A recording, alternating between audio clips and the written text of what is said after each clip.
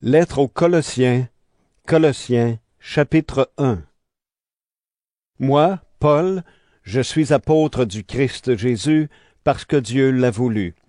Avec Timothée notre frère, j'écris à ceux qui appartiennent à Dieu et qui sont à Colosse, nos frères et sœurs qui croient au Christ.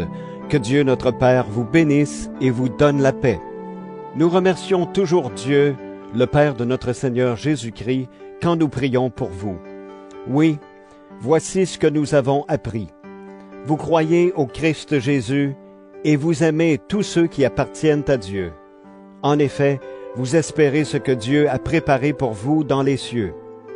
Quand la bonne nouvelle, qui est la parole vraie, est arrivée chez vous, elle vous a fait connaître cette espérance. Cette bonne nouvelle donne des résultats et se développe aussi dans le monde entier.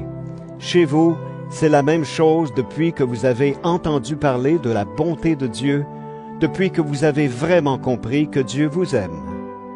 Épaphras, qui est notre ami et qui travaille avec nous, vous a enseigné cela.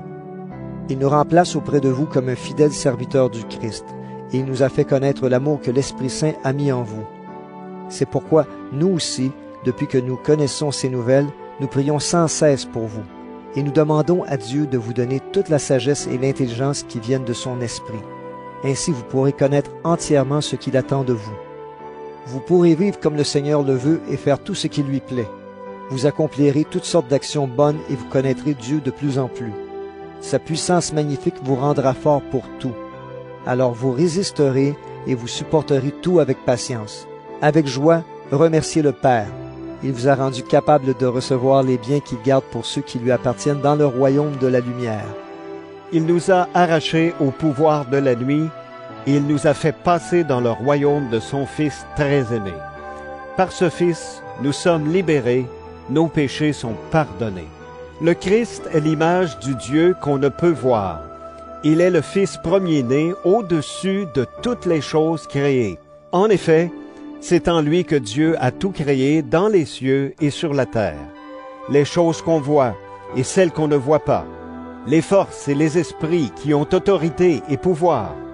Tout est créé par lui et pour lui. Le Christ existe avant toute chose, et tout ce qui existe ne tient que par lui.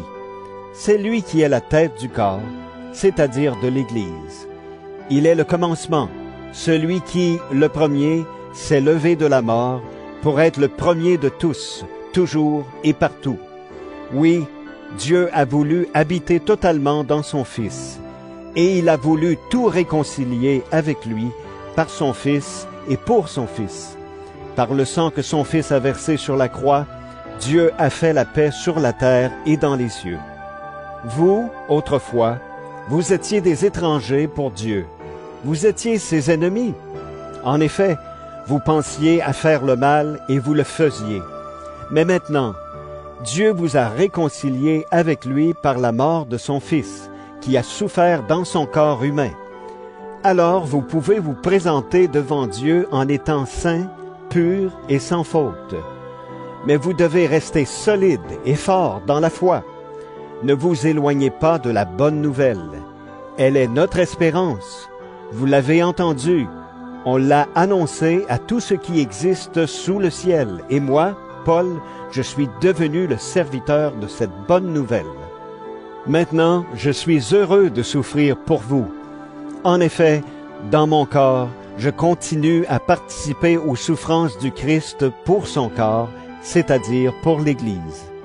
Je suis devenu le serviteur de l'Église pour faire le travail que Dieu m'a demandé. Je dois vous annoncer la parole de Dieu tout entière. Cette parole, c'est le mystère caché à toutes les générations depuis toujours. Maintenant, Dieu l'a montré clairement à ceux qui lui appartiennent. Il a voulu leur faire connaître la grandeur de ce mystère et sa richesse pour tous les peuples. Ce mystère, le voici. Le Christ est au milieu de vous, et par lui, vous espérez participer à la gloire de Dieu. C'est ce Christ que nous annonçons. Nous donnons à chacun des conseils et un enseignement avec toute la sagesse possible, pour que tous deviennent adultes dans le Christ. C'est pourquoi je travaille et je lutte avec la force du Christ qui agit en moi avec puissance.